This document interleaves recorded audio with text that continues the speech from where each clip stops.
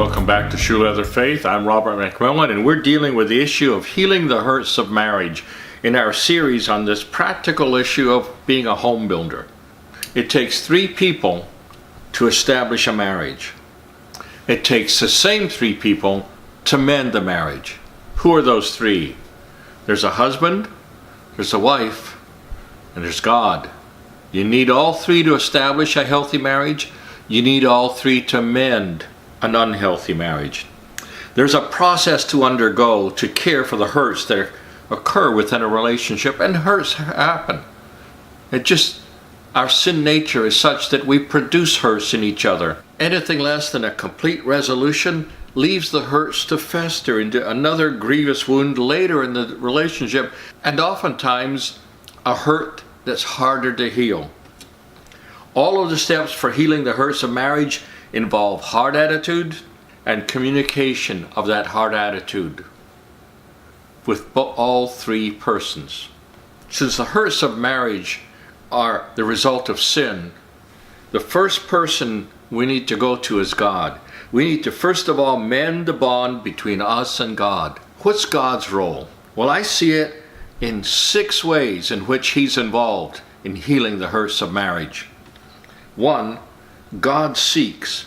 In Ezekiel 34:12 it says, "As a shepherd seeks out his flock on the day he is among his scattered sheep, so will I," that's God talking, "so will I seek out my sheep and deliver them from the places where they have been scattered on a cloudy and dark day."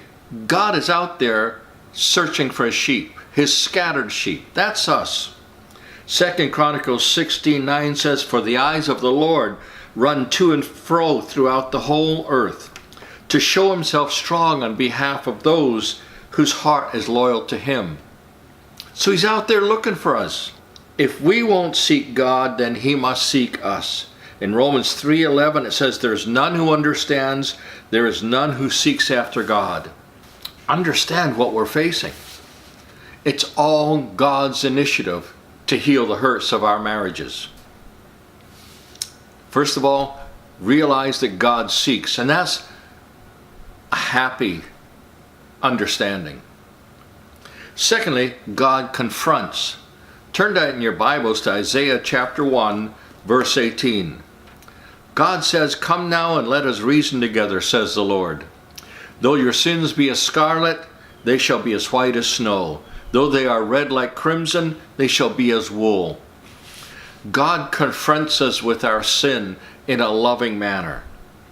Secondly, God convicts us of that sin.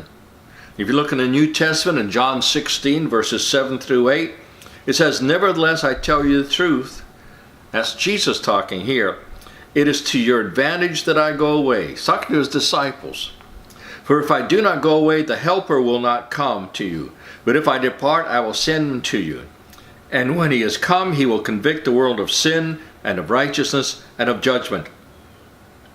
Why does God convict of sin? So that he might bring us salvation. We don't know we're lost until somebody tells us we're lost. We think everything's okay. He does not simply do so to condemn. In John 3:17, the Bible says, "God did not send his Son into the world to condemn the world, but the world through him might be saved." The fourth thing is that God redeems. Titus 2:11 through 14, it says, "For the grace of God that brings salvation has appeared to all men." What salvation's that? The appearance of Jesus Christ at his incarnation, which includes his sinless life, his death on the cross, his resurrection, with the promise to return. Teaching us that denying ungodliness and unworldly lusts, we should live soberly, righteously, and godly in the present age, looking for the blessed hope and glorious appearing of our great God and Savior Jesus Christ, who gave himself for us, that he might redeem us from every lawless deed and purify for himself his own special people, zealous for good works. So God redeems us. He buys us back from the marketplace of sin. The fifth part of God's role in bringing us salvation and healing the hurts of our marriages is that he forgives. Isaiah 38:17 says, "Indeed, it was for my own peace that I had great bitterness, But you have lovingly delivered my soul. You, God, have delivered my soul from the pit of corruption. For you have cast all my sins behind your back. God is a forgiving God. He says, I'm putting all your sins behind my back. I'm not going to look at them, and you can't see them anymore. The old cliche, God cast our sins in the depths of the sea, and then he put up a no fishing sign. That's a good analogy, isn't it? And the final part of the role that God plays in healing the hurts of our marriage is that God rejoices in the new relationship. Luke 15:10 says, likewise I say to you, there is joy in the presence of the angels of God over one sinner who repents. Now let me give you a little Greek lesson. It says, there is joy in the presence of the angels of God. Literally, in the Greek it says, there is joy before the face of the angels of God. Correct me if I'm wrong, but the angels are looking at whom? God. And they're seeing joy in his face. It's before the face of the angels. And they're seeing the delight in God's face as we repent of our sin. God has done all these things.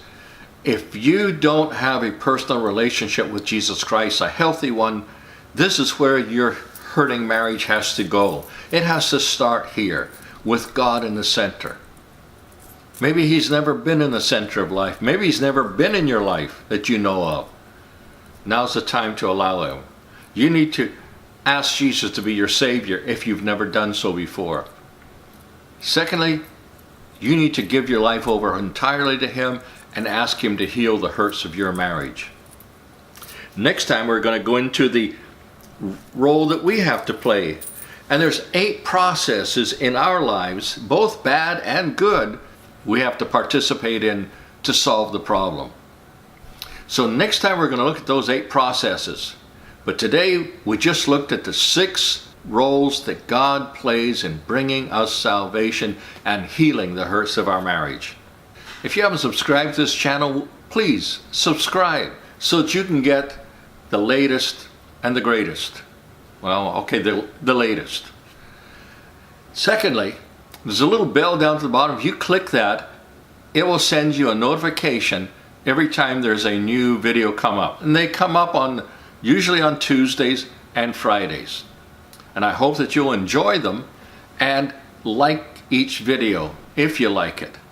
And if you have comments, if you've got something you want to share with me or questions you want to ask me, just put it down below in YouTube. I'll get back to you. I'm already working on something for a question that was already asked me. So please, feel free to do that. I'm retired. I got plenty of time to help. Until next time, God bless you. Work on your marriage, healing the hurts of marriage.